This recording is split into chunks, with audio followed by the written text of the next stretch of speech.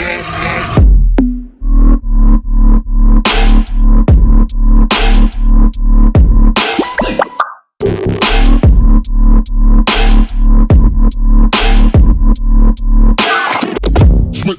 are you doing today? Excellent. Just getting back into the swing of things. I drove back from Dallas yesterday and then ran 2 appointments. I didn't get home until like 10:30 or 11. So as you can imagine, I'm pretty tired, but whatever. I appreciate you sharing that, to be honest with you. And, you know, we at Enhanced Foundation, we thrive off of transparency and truth. And the fact that, you know, you say that you're tired. Like, this is a tiring career. This is very uncomfortable for the first year or two till you really condition your mind, your body into being a business owner. But I'm really excited for everyone to hear from you today, Cassandra, because not a lot of people, I don't think, know you on the team. They may have heard about you. I've known you for, over 2 years now. Truly blessed that we, came in contact at convention back in 2020 in Las Vegas. But real quick, if you could just spend 1 to 2 minutes about who you are, your background, and how long you've been with us, and what you're currently doing with Family First Life. Everyone would love to learn a little bit more about you. Sure. So I have been with Family First Life for a little under 2 years. And the first part of it, I wasn't really producing. So I had the first year I did production for 7 months or so. Then the second year I had a full year of production, which was last year. And I hit Hall of Fame, which I did over 412 families helped, and you all know what that means with regards to production. And I have zero experience in the insurance industry. I just came in, and I have always just wanted to work in whatever industry I was in. If I was a server, I wanted to be the best server. If I was a bartender, I wanted to be the best bartender I could be. If I was, a leasing consultant or whatever, marketing, I've done a lot of different types of jobs. I wanted to be the best that I could be. So I think that when I came over here and I could be the best that I could be, but get actually paid more for being the best that you can be, that was a pretty cool experience. And the hardest, most rewarding career that I've ever had the pleasure of being a part of.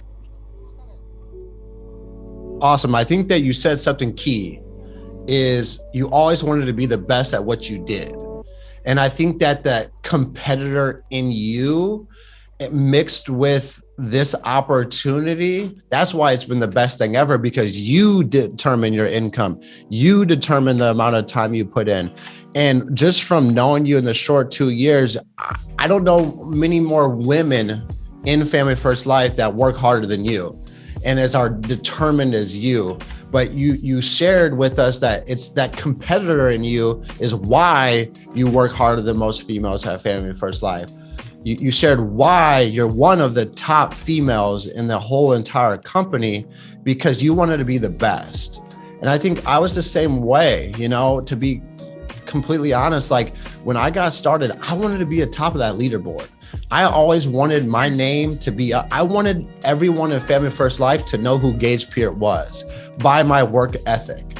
And that's what's cool, is I think that everybody on this call has an opportunity to make their self known, to prove to everybody out there that their work ethic is up there with the top producers. Because at the end of the day, all the top producers have over you is work ethic. That's it. I promise you, Cassandra is great, but she just works harder than me. That's why she protects more families than me. And I think that's with all Hall of Fame producers. Like, there's nothing too special about them. They truthfully just work harder than you are. And that's the only difference between someone who writes 10,000 in a month compared to someone who writes 40,000 in a month. Like, that's the only difference, is the amount of time, effort, and determination that you put into this business. So, Cassandra, I think that it's super important. And we talked about this the other day. The reason you are so successful is because your organization skills.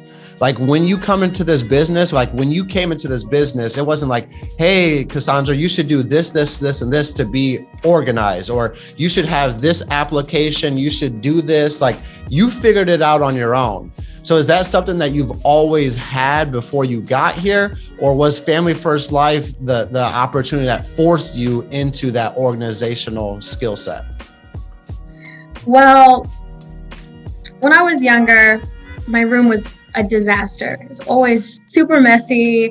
My mom is from Panama. She's like very clean and very organized. You know, she'd always yell at me and I'd be like, no big deal, whatever, it's fine. And then I left home and then my room was never dirty.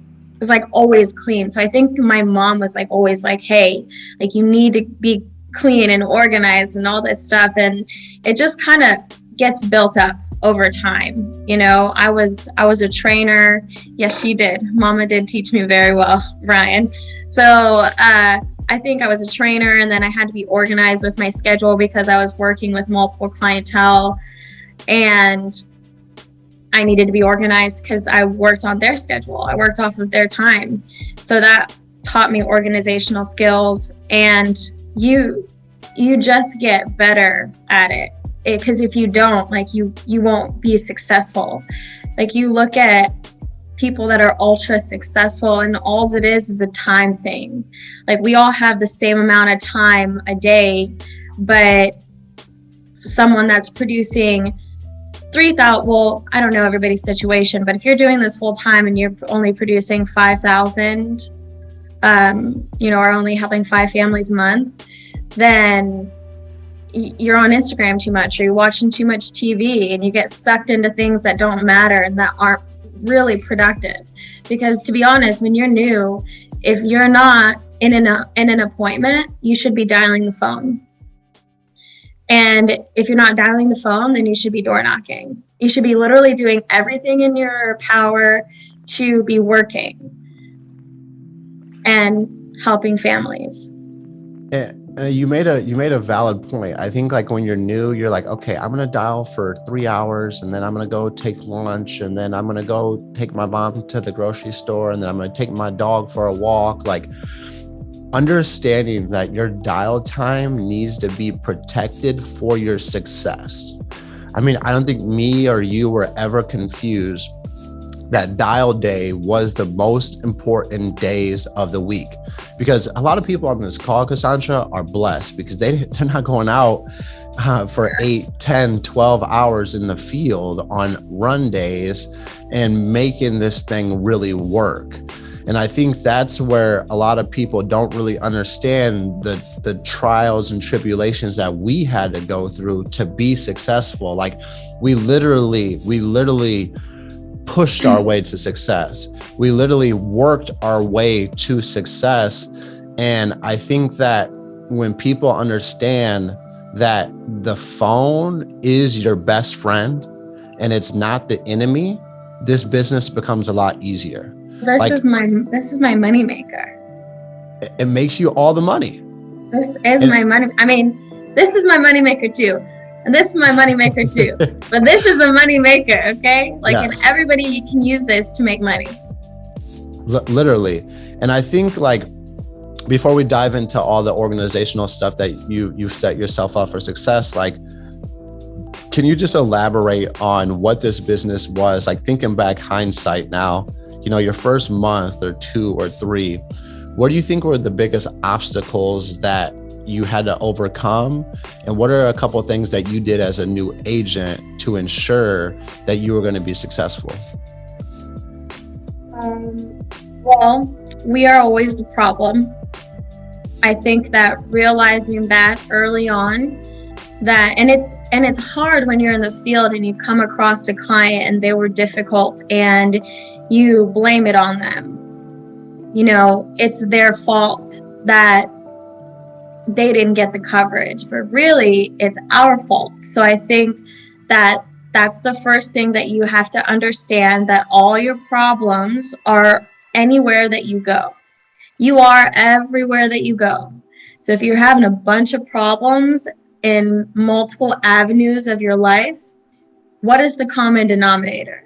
And I think that I understood that early on, is that I was the common denominator.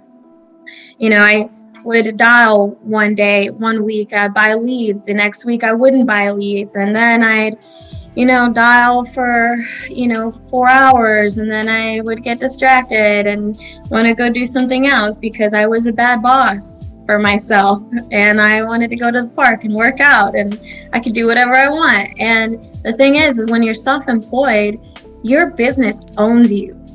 And I want you all to realize that if you want to have success, your business owns you. It's not the other way around. You don't own that business. It owns you. But at least for the first year to 2 years, you have no flexibility. You want to be ultra successful, ask yourself, what are you willing to give up? Because it's not what you're doing, it is what you're doing, and you need to take some of those pieces away. So for me, I love to eat bad food too. I love chips and burgers and pizza, and I love all that stuff. And you see on my social media, Cass Carder, C-A-R-D as in dog, E-R, shameless plug. Sorry guys. But on my Instagram, I'm always posting hashtag fast food, and it's always a salad or fruit or whatever. My point is that I don't keep bad stuff in my life because I am a human and I will partake in those bad things. So for me, giving yourself less options, that is when you start doing the right thing. So for me, I just give myself less options. I don't have bad food in my house typically. I don't have a TV set up in my apartment because I don't want to watch TV. I like watching TV. But I don't want to because that's not productive. So just remove all the stuff that is hindering you from moving forward. So I think consistency, you can contact some of the lead vendors and see if you can get on a consistent basis where they just hit your card. That helped me. Also, removing all the factors that weren't going to lead me to have a productive dial day or a productive run days. So that really helped me early on. No, I think the biggest thing that I took away from what you just said is that you understood very early that it was you and not the client. Yeah. And I think that was a pivotal point for myself, is when I quit trying to say they didn't have enough money, that they couldn't qualify for it, or they didn't need it. We literally bought a lead, we called the lead, they said we could come over. Now I'm at their house, and for some reason they're telling me no. It's not them, it was me. And when I had that humility that I needed to figure out what I did wrong, not what the client did wrong or what the client said, it really helped me take many, many steps forward instead of going backwards and blaming it, pointing fingers, whatever the circumstance may be. At the end of the day, this is on you. And they raise their hands and they ask for help.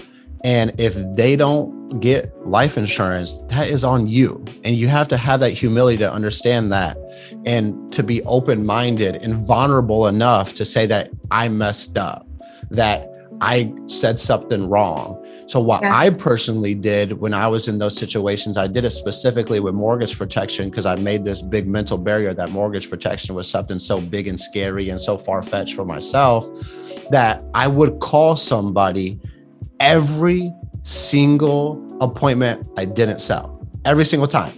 I wanted to find out the answer of what I did wrong, what I could have done better, so I can protect the next family that I seen. Because mortgage leads, brand new mortgage leads, are $70, $80. They're not cheap leads by any means. So I wasn't confused that I needed to get better fast. How you, as a new agent, can get better fast is figuring out what you did wrong after you gave a presentation, after you ran an appointment. That's immediately. And seeking that knowledge, seeking the knowledge of what I did wrong. That's what you have to remember. Okay, I didn't help out Miss Mary. What did I say wrong? What did I present wrong? So yesterday I drove all the way back from Dallas and I had 2 appointments and I didn't get to help anybody. And Trey Honeycutt had texted me earlier that day, and I hadn't got back to him yet. So I called him and I said, hey, Trey, and I don't talk to Trey very much, but he still took my call. I'm not even a part of his organization. That's a beautiful thing about Family First Life, is that you make those connections and they just help you because they want to help you. And I called him and I said, hey, Trey. He's like, what's going on? I said, are you with your family? He goes, yeah, I'm just with my son. We're watching YouTube, but I made him turn it off. What's up? And I said, okay, it's just sat in this home and, here's the situation. And they said they needed to think about it. And then I said, well, really, there's nothing to think about. We have to get you qualified. And then the wife said, well, we still want to think about it. And I said, okay, well, is it the price? Is that why you have to think about it? And she goes, it's the commitment. And I didn't really know how to handle that, because it's like, I'm not asking you to be in a relationship with me. I'm asking you to get a policy. So if your husband can't work, you guys are going to be okay because I have living benefits. And Trey said, he gave me a comeback and it was so good. He said, okay, well, really, ma'am, it's not really a commitment because it's month to month. And really the insurance carrier is taking on the biggest commitment because they have to pay you $200,000 if your husband can't work, because if he's critically, chronically, or terminally ill. So really, there's no commitment here. You can just cancel it, if it doesn't really work for you guys. But if you do keep it and your husband does get in a horrible accident and he's disabled, then your family is going to be okay with $200,000. So let's see if we can get you qualified. And I was like, that's such gold. And I would have never thought about that myself.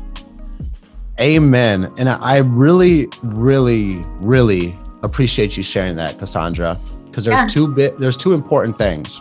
Cassandra was a Hall of Fame producer last year, so she knows how to sell life insurance. Let's make that very clear. She sold more insurance than me.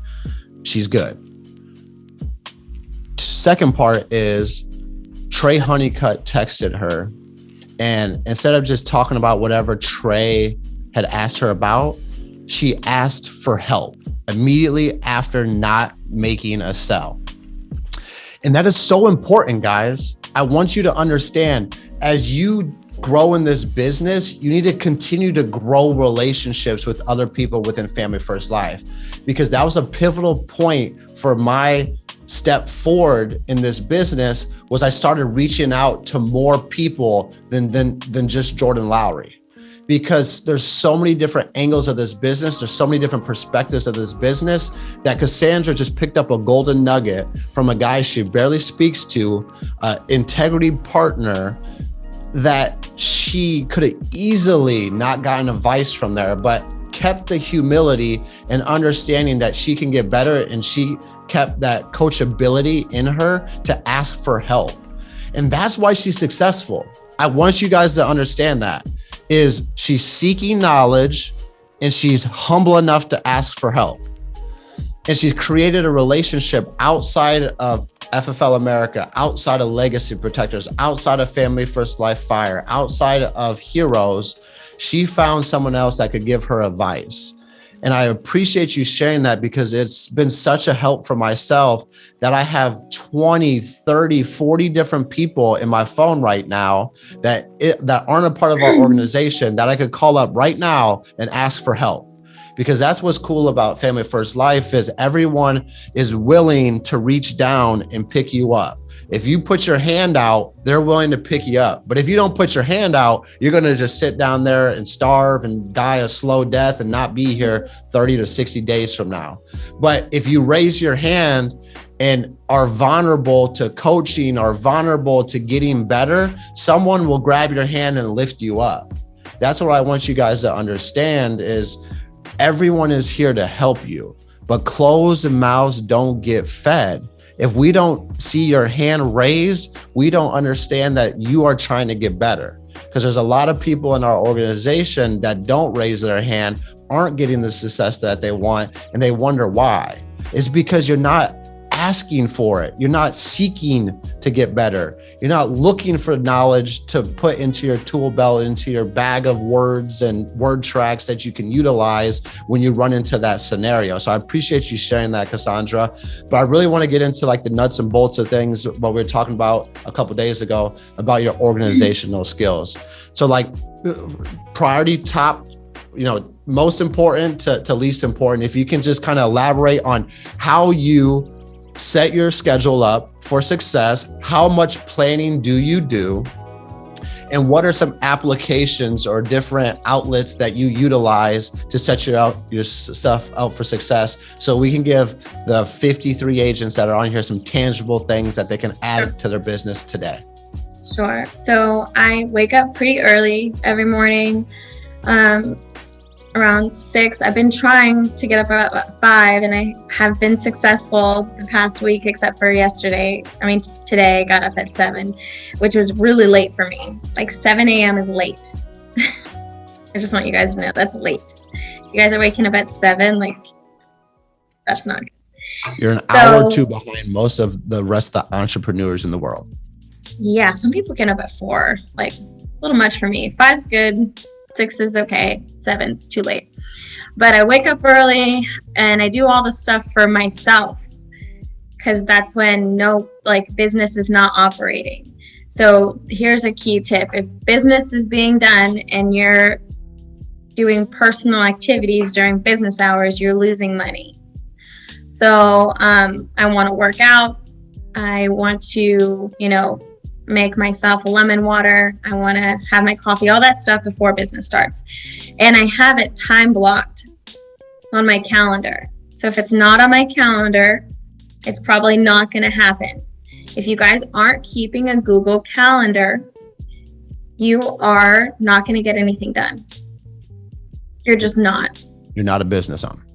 You're not a business owner. It's great to have something on paper, like a paper calendar, but you're not going to take that paper calendar everywhere you go. Where is this? This is in your pocket or in your purse, everywhere that you go. So having a Google Calendar has really helped me to organize myself. So, 5:30, 6 a.m., I have an hour time blocked for workout, 15-minute time block for shower, 15-minute time block for smoothie, whatever, coffee.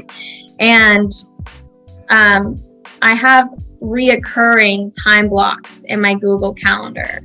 So what that means is that these are reoccurring things in my business that need to get done, and I have it blocked off of my calendar so I have time to do those things. So what's a big thing that we would need to time block? What do you think that is, Gage? Yeah, dialing. So I have it time blocked in my calendar, and I don't know if you all will be able to see my Google Calendar if I show it to you on my iPad, but I can show you. So this is what my Google Calendar looks like. That's what a successful business owner schedule looks like. And that's not even that crazy right now. Like when I was running for Hall of Fame, there was no space, literally no space. So everything is time blocked. Phone calls, interviews, appointments, door knocks. I time block door knocks. So I'll just take you through a typical week for me, and then I'll tell you all the apps I'm using and everything else. So I have an iPad, and it's what I use to do my appointments. It's what I use for everything. Everything's on there. So on Monday mornings, I wake up, time blocked everything. Then I start dialing, and then I have a time block for the manager call. Now my leads are organized before my dial day, because if your leads are not organized during your dial day, I live in Houston, Texas, and it's so huge that sometimes I'm inefficient. Like if I'm going from north to south, and it might take me an hour and a half to get to my appointment. But if you download your leads and you understand where they are geographically before your dial days, then you can try to organize yourself on your run days. So I use Google Calendar for my calendar. For my leads, I'll go into the CRM and I'll download the lead card. And I have an application on my iPad. It's called Documents. And that's what I utilize to save all my leads. Now, in my documents, when I'm in there, I don't know where you all are located, but you can have a north folder, a south folder, a west folder, and an east folder. So in those folders, I'll have the month and the year. So let's just talk about my north folder. So I'll be running I have all my leads that have come from the north of Houston. I'll have them in that folder for April, March, February, and January. So they're in that folder and I know where they are. So if I'm in the field and I don't have internet, I can still go into that document and I can see. So I can see where I am. And if I'm close to an appointment or a lead, then I can go door knock them, for example. So I have all those folders. And then when I help someone or I door knock them and they tell me to get lost, then I move that lead from whatever folder to the resolved folder. And just because they didn't want to buy from you doesn't mean that they won't want to buy from somebody else. So if you have agents that need some leads, just give them those leads. You've already worked them, like you're not going to be able to help them, so just give them the lead. Maybe they'll buy from them. Maybe they didn't like you, whatever. So that's how I structure all my lead flow. And then I also have a folder where I am downloading my leads that are appointments. So for example, everyone knows that in FFL, Thursday is like our Monday. It's like go time for us. Like if you're not working the weekends, what are you doing? People are home, they're in a good mood, they're usually not working and they're home. So it's a great time to work. So Thursdays are our Mondays. So I'll have a run week folder. And for example, this week is going to be run week from the 15th through the 20th. And I'll have that in my documents folder, and I'll have all the lead cards saved to that folder. Also, any door knocks that I want to hit out that weekend, and I'll put them in that folder too. So I have all my leads in this folder on my iPad, and I don't print anything out anymore because I was driving myself crazy with all these papers everywhere. It was horrible.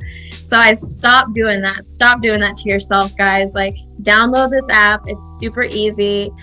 And then from there, what else did I do? Just ran my appointments. Oh, so when I'm in the appointment, I have the Google Calendar. So I have all the client's information before I go into the appointment. When I am booking the appointment, I'm writing down anything that I remember. What was the app? So the app is called Documents. It's not Google Docs. The app is called Documents. And anyway, so when I book an appointment, I write something down about the client. Like if I was going to book Gage, I'd be like, Gage sounded kind of goofy on the phone. He laughed a lot, was in good mood. He has a girlfriend. They're also entrepreneurs. They have their own business. And then, write something down about them, or he was grouchy or whatever. Like, write something down to remember. Also, when I have the appointment, I'm also writing in my Google Calendar what happened in the appointment. So, yes, understanding your interaction with the lead is big, guys, because these aren't just leads. These are people. These are people that we're trying to help and, make them a person, not a lead. You do well in this business when you care about the people more than you care about anything else that's going on in your life in the moment. So when I have the appointment, if the appointment went well and I was able to help that client, I'll go into my Google Calendar. Before I even leave their driveway, I'm in my car and I'm doing this directly after the appointment. Because if you don't do it directly after the appointment, you're not going to do it. So do it. I don't care if I'm running an hour behind for my next appointment. What's 3 minutes? It's nothing. Or I know that Gage has an Excel and he just pops up the Excel while he's in the home and puts all the client information in there. That also works as well. But this was just easier for me, and I have my one of my team members helps me out and she puts it into an Excel for me. So I put down the name of the client, I put down their date of birth, I put down the policy reference number or the application reference number, I put down the benefit amount that I help them with, I put down the annual premium associated with the account, I put down their beneficiary information, who their beneficiary is, because it's really important that you have that information, because if someone dies and you can't get a hold of them, then maybe their phone is off. Like, you need to have their beneficiary information to be able to appropriately help them. So that's the stuff that I put in my Google Calendar. Now, if I don't help them, which I don't know if you guys saw this, but there's a lot of red on my calendar. Those are people that no-showed me or I didn't get to help. Like Gage said, I'm not special. I just run more appointments than you all do. So when I don't help them, I like to write down 3 things that I could have done differently in the appointment to be able to help them. And that's not my idea. I've heard Sean say it before. He used to, on the paper lead card, because that's what they had back then, write down 3 things that he could have done differently. And you all can do that too. And call the person that brought you into this business, and immediately. Don't call them when you're home. Like, that's useless. You don't remember everything. Our memories are not good. I just want to let you all know that. Like, you're not special. Our memories aren't great. And you will forget what you did. And then you're going to call the person that brought you into this business, that you're in business with, that's been doing this longer than you. And they're going to tell you, well, you could have done X, Y, and Z. You're going to say, hey, I did X, Y, and Z. And the person's going to be like, no, you didn't. Because if you did, you would have helped them. That's the worst thing that you can do when someone calls you. You call someone to help you and you say, I did that. No, you didn't. Amen. But that's kind of some of the organizational stuff that I do on a regular basis to help. And, I'm very structured. I even schedule personal time in my calendar, and I color code everything. And you guys can color code it however you want, but my appointments, my dial time is green because green is associated with money. So my dial time is green, and then my light green are my appointments. And then red's like bad. Didn't sell it, it's bad. Didn't help them, bad. But yeah, that's pretty much what I do. It's nothing crazy. It's just a consistency. The big thing behind it is it's intentional. And I think that so many of us approach this business aimlessly, and we want to know why it's not working for us because we're not creating the structure where a lot of us thrive in, and we're not being intentional with our week. We're not being intentional with our day. We're not being intentional with our month. So like when you looked at your calendar there, Cass, and you said that on the 15th or the 20th are run days. So like, are you preparing your month before? Are you preparing it week by week? Or how much time do you give yourself to intentionally schedule your month? Well, month. I look at it from a month overview. Like, I know that I'm going to have to write more business on, my mom's coming into town on Sunday, so I know I'm not going to get to run on Sunday, so I'm going to try to book 20 appointments for Friday, Saturday. So knowing like what's going on in your life before it happens is a good thing.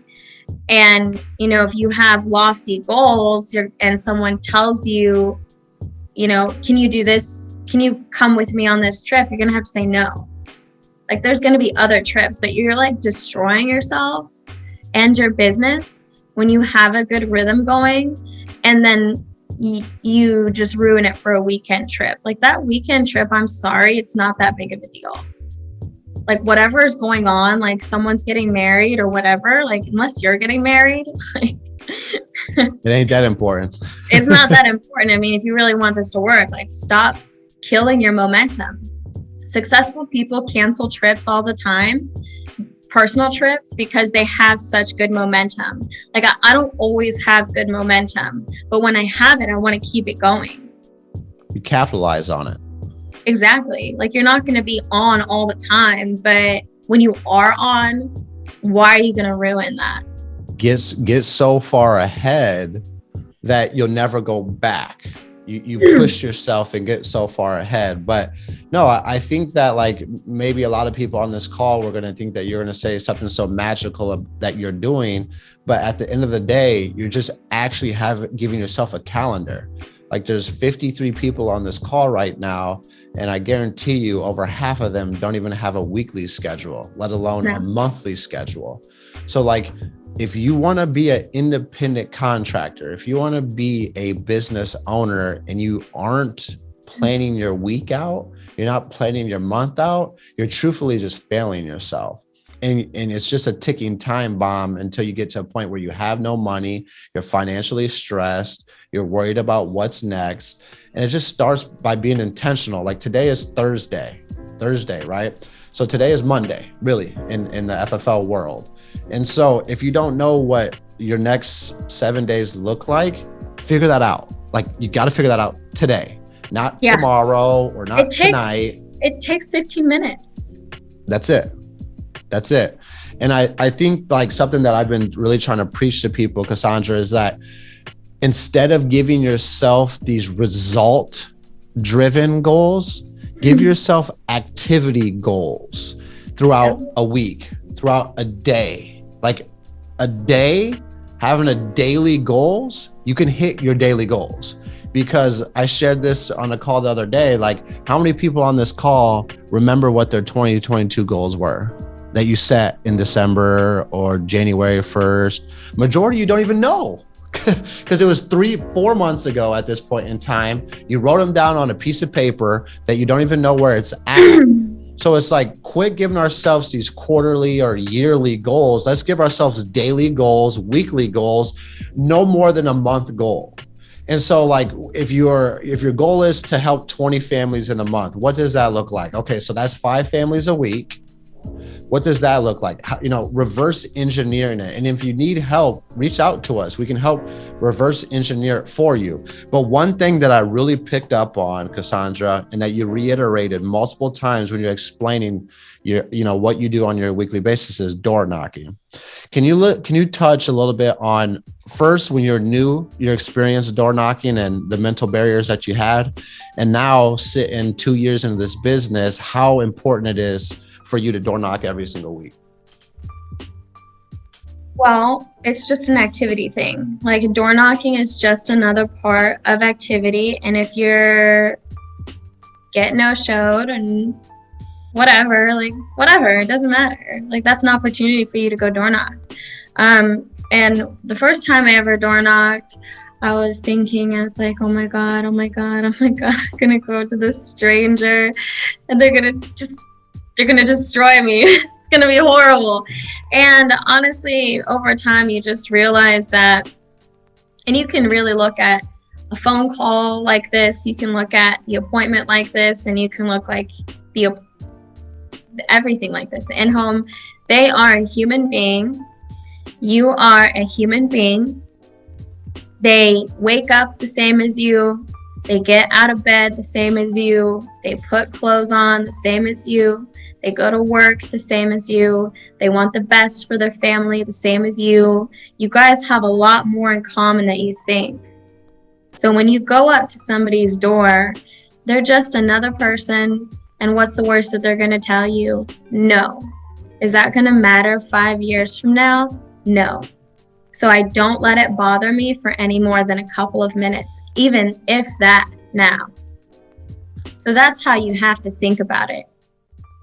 And I think that you look at it as an opportunity of uncomfort. And anytime you can get into a situation in business that's uncomfortable, typically that's when you take a step forward.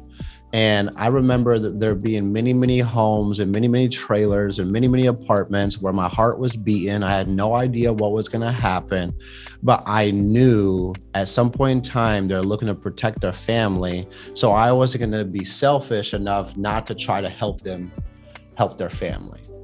And what I soon realized is that people are a lot nicer. What I soon realized is it gave me an opportunity to actually communicate with them longer than 10 seconds and them hanging up on me. And then I realized that Billy Badass over the phone was really nice in person. And the person that hung up on me actually gave me a piece of pie to take home to Michaela. That person that hung up on me gave me a hug and was thankful that I stopped by their house. Like all these different things that are big, bad, and scary, on the other side of your fear is a lot of reward and a lot of growth, to be honest with you. And the fact that you are a Hall of Fame producer, you door knocked every single week, like you're not too big or too little to door knock. It's an important aspect of the business. And I truthfully challenge all you guys on this call that are only doing telesales, get out in the field for a day. Get out in the field for 2 days. Go get uncomfortable. The growth that you're going to experience in that day or those 2 days is going to be tremendous for your success. And I promise you, if you go out there and you don't feel like you grew or you don't feel like it was a success, I'll cash app you $100. Like, anyone want to take that challenge? If you don't feel like you grew, if you don't feel like you took a step in the right forward, Gage will cash app you $100. Just show us your activity. For your fearness, for your uncomfortability. Like, we got 53 people on the call. Let's see who's actually going to apply that this week. So this week, today till Wednesday, you go out in the field, you door knock, and you don't feel like it made you any better, call me. I'll send you $100. I will. Mark my words. This is recorded. But I think if we seek uncomfort in this business, we're seeking growth. And looking uncomfort and fear in the eyes gets us to the other side of fear. I think that what we got to understand in this business is we got to go from a scarce mentality to an abundance mentality. And when we buy leads, we don't hope and pray and wish that they pick up the phone. We know that if we put in the work that they're going to pick up the phone and you're going to help families. It's just a mindset thing. The last thing that I would love for you to touch about, Cassandra, because a lot of people don't know, you started this business in Dallas. And that's how I met you, because we were both in Dallas. But at the time, you seen an opportunity in Houston to gobble up a bunch of mortgage leads. You didn't know anybody in Houston. Can you just touch about how it helped you grow and why did you move from Dallas to Houston for your business? Well, I don't know. I'm just a jump off the cliff type of gal. Like, I just jump off of the cliff and then I know that I'm going to learn how to swim. And the thing is I don't know if you guys have heard this, but babies are born knowing how to swim. They know how to swim. If you put them in the water, they're gonna figure out how to swim. And the thing is like, so many things happen to us, and then we get scared, and then we don't know how to swim. Something that's naturally inherent to humans, we forget because we're scared. And I wasn't scared. I mean, I was a little, but then I just knew I would figure it out. And I'm not special, and everybody can do that. Everybody can make a plan and everybody can figure it out. And I just knew that I wanted to be 100,000% in this business. And I didn't want to be 1 foot in and 1 foot out, because it's not helping anybody. It's not helping you. It's not helping your friends. It's not helping your family. you got to take care of you. And so that's what I did, is I took care of myself and what I wanted to do in my business. And I said, I'm going to do this 100%. And I left friends that I've known for 3 years in Dallas, and I built a lot of really great relationships there. And it was hard to leave, especially I was getting to know you and Michaela a lot more. Like, we're all getting close, and I just had to do what needed to be done. And how many months in were you when you moved? I was about 6 months into the business, or 5 or 6 months into the business, and I moved. And so you looked at an opportunity to get uncomfortable.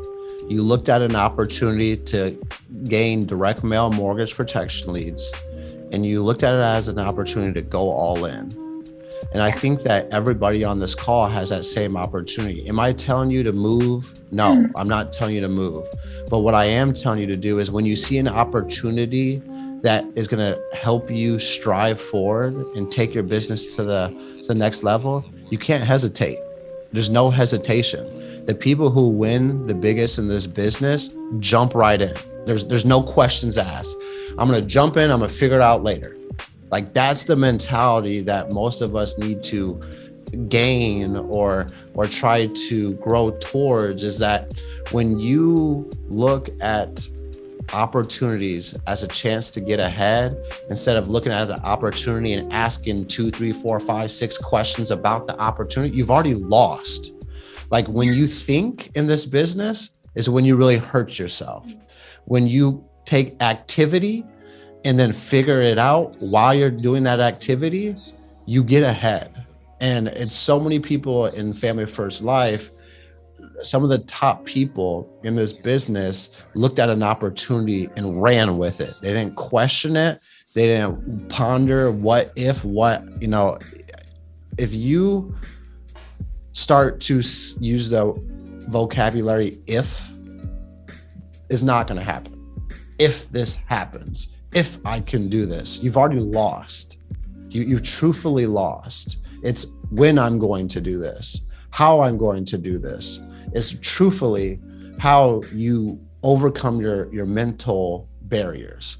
Because Cassandra had mental barriers, I had mental barriers, Cody had mental barriers, Willis had mental barriers, but we broke down those walls and got to the other side. And now we're all experiencing success because we knew that there was this wall in front of us mentally, and we had to figure out how to get underneath it, how to get around it, or just smash right through it. And I think that if you utilize opportunities that are presented to you and you treat them the same exact way, you can get a position to where Cassandra's at, growing a team, protecting over 400 families, and truthfully getting ahead of this race of your mind telling you that you can't do this. Because everybody on this call's mind is going to tell you that you can't do this. And so when you get to that other side, when you go from that fearfulness or that scarce mentality to that abundance, I can do this mentality, it's game over. It's a wrap. But I really appreciate you coming on here, Cassandra. It means a lot. You know, me and Michaela love you, and we're better when we spend time around you. We're better when we interact with you. And if there's anything that we could ever do for you, you know, we got your back. We'll do anything that we could possibly do. We'll be the voice that you may need, whatever. But if there's anything that you would like to share with the 53 people that stayed on this call, setting up for their week, we're all back to zero. Cassandra's at zero. Cody's at, even Willis is back at zero. But you better believe he's going to set the bar high for all of us. So if there's any parting words, no, she doesn't run anything virtually. She does everything over the phone, or everything in person, I should say. Out of all your families you helped last year, all the policies you wrote, Cassandra, how many did you do over the phone? Two. So I want to make that a point. But if there's any last words that you like to share with us, words of encouragement, advice, anything, the floor is yours. I just want to say that being inspired is a beautiful thing, but if you don't take your excited attitude and you don't take the person that is you, that is inspired right now, and actually do something with it. Don't get off the call and just go right back into dialing. If you don't have a calendar, take 15 minutes right after the call to make a schedule for yourself and text it to your business colleague, the person that brought you into this business. Say, hey, this is what I'm trying to do this week. What do you think? How can I get there? So that's just one thing that you can do immediately after the call to ensure that you get the ball rolling. That's all I will say, because it's nothing magic, because this business is not magic. It's just action. So take that action after the call, and Gage or whoever else should be getting a lot of messages after this call, where I obviously wasn't a good guest. So don't make me out to be a bad guest. Actually take some action and get the ball rolling, and you all have a great, great week.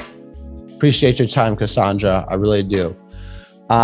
Guys, I don't know about you,